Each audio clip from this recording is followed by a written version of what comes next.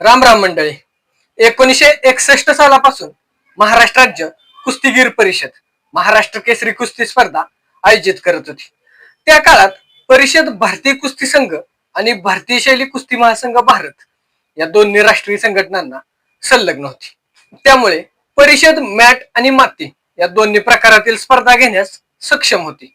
महाराष्ट्र केसरी हा किताब आणि स्पर्धा कुस्तीच्या जगात फार प्रतिष्ठित मानली जात होती आणि कुस्तीच्या पारंपरिक पद्धतीसाठी ही एक महत्वाची ओळख होती. पण मंडळी, 2022 साली भारतीय कुस्ती संघाने परिषदेची संलग्नता रद्द केली.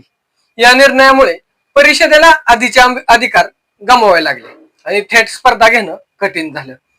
2023 साली भारतीय कुस्ती संघाच्या अस्थायी समितीने काही स्पर्धा घेतल्या आणि नंतर महाराष्ट्र राज्य कुस्तीगीर संघाला संलग्नता दिली.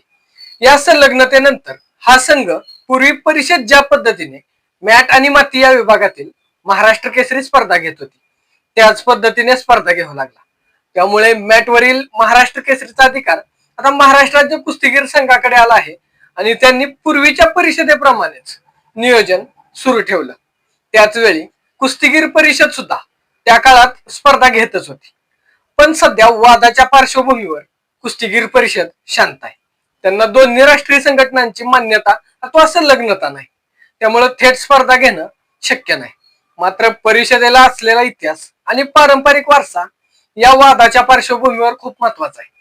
यंदा भारतीय शैली कुस्ती महासंघाने महाराष्ट्र राज्य भारतीय शैली कुस्ती संघाला संलग्नता देऊन मातीतील महाराष्ट्र केसरी जाहीर केली.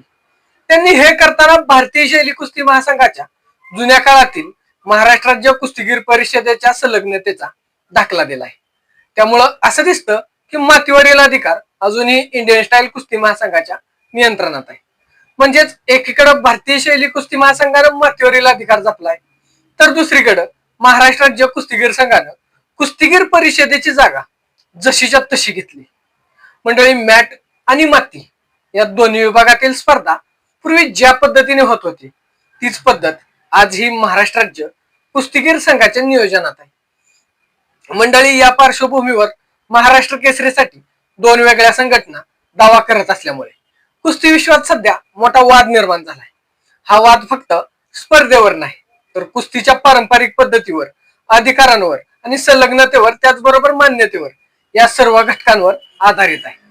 भविष्यात या वादाचा परिणाम महाराष्ट्र केसरीच्या आयोजकांवर, स्पर्धेच्या नियोजनावर आणि कुस्तीच्या प्रतिष्ठेवर नक्कीच होऊ शकतो.